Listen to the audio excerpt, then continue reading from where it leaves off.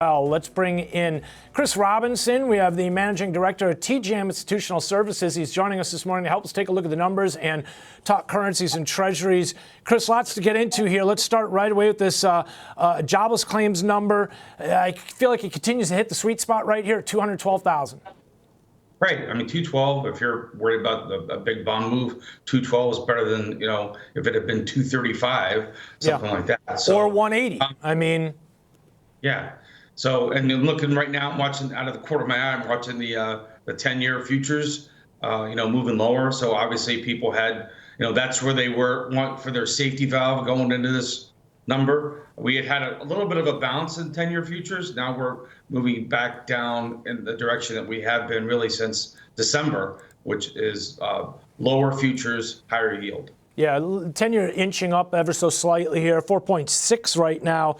It was right around 4.59, so an uptick there. I've got the bonds, which have pulled back 114.24. They're now at 18, so losing about 6 ticks there. The 10-year futures, 108.02 half. They're down to 107.31.5. So again, you've got Treasury futures coming off, yields higher ultimately, and stocks here really kind of just treading water right now. The S&P's at 50.68. But let's talk about this Philly Fed number here. I mentioned before I brought you in a little bit stronger as I look at the business conditions, manufacturing, above expectations and prior levels. But the employment index stands out here. Looks like down 10.7, I guess.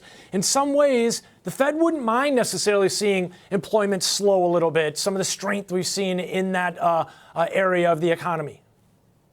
Absolutely agreed. And I think that's one thing they've been secretly hoping for. It's odd, right? Because if you're a politician, you don't want to be out there saying, hey, what we really need is higher unemployment, right? That doesn't get you many votes.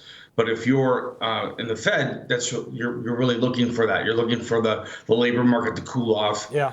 And but that's not a very, again, in an election year, it's never popular for a politician to admit that. So, but that's the facts, and that's what the Fed has been waiting to do. I would say for people that are concerned, when we're back to, is there going to be a cut? How many cuts are going to be? The number one thing I think, and just based on anecdotal evidence, the one thing that seems to really turn the head of the Fed is what the employment numbers are doing more than anything else. People always say, no, they want to pump up the stock market.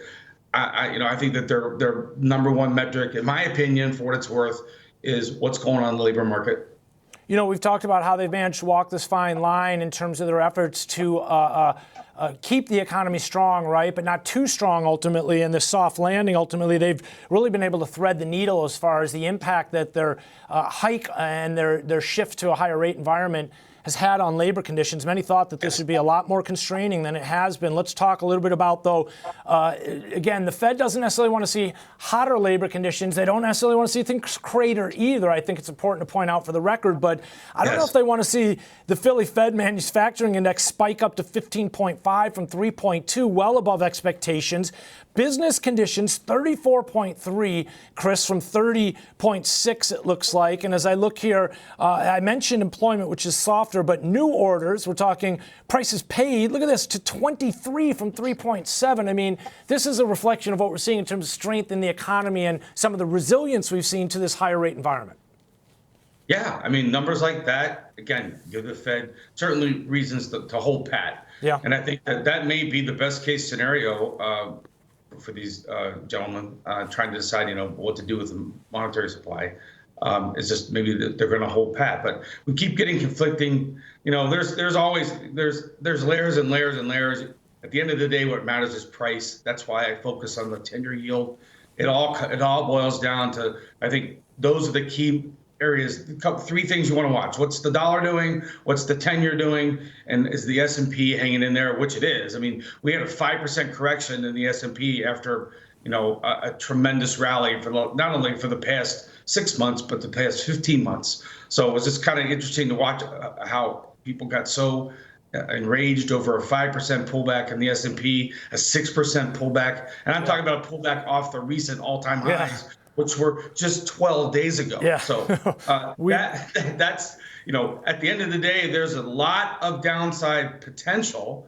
If you look at normal historical moves in the stock market, And I think that would be something else to watch to see if we did get a normal correction in the stock market, what would that do? I think that might give the Fed cover again to stay pat. Talk to us lastly about what all this means for the U.S. dollar, because with rates at these elevated levels here, you've got the greenback to 106 right now. Again, a reflection of what we've seen in terms of the Fed pushing back on some of those rate cut expectations. We've seen a little bit of a breather. I think most people expect us to go up to 107, which is the old highs that we were at.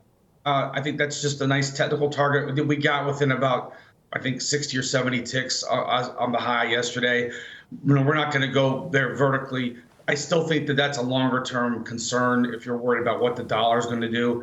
That is reflecting the idea that rates are going to certainly they're not going to be cutting anytime soon. When and if the rate cut comes, it's kind of like arguing about how many angels are on the head of a needle.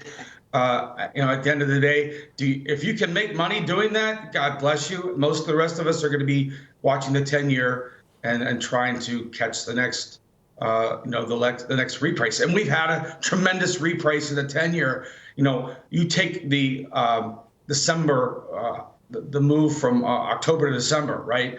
This 108 level in the 10-year, it's a very big technical level. It's 62% of that rally. So anybody that got over their skis on the bond trade, around Christmas time, everybody was, extremely giddy. If you did not have a hedge on the 10-year, you got hammered in your bond bet. So rather than worry about when's the Fed going to cut, how's this, what's this, why not just say, okay, this is my idea. How do I protect myself if my idea is wrong? And I think a lot of people, it's like touching a stove for a toddler. How many times do you have to get whacked on your bond bet and say, maybe I should look into how I can protect myself if my big idea doesn't play out? So that 10-year has been a big safety valve for anybody, and that's where you need to be, in my opinion. Kind of reminds me of the old trading floor saying, control your losses, your gains will come. Chris Robinson, appreciate you joining us here this morning from TJM Institutional Services.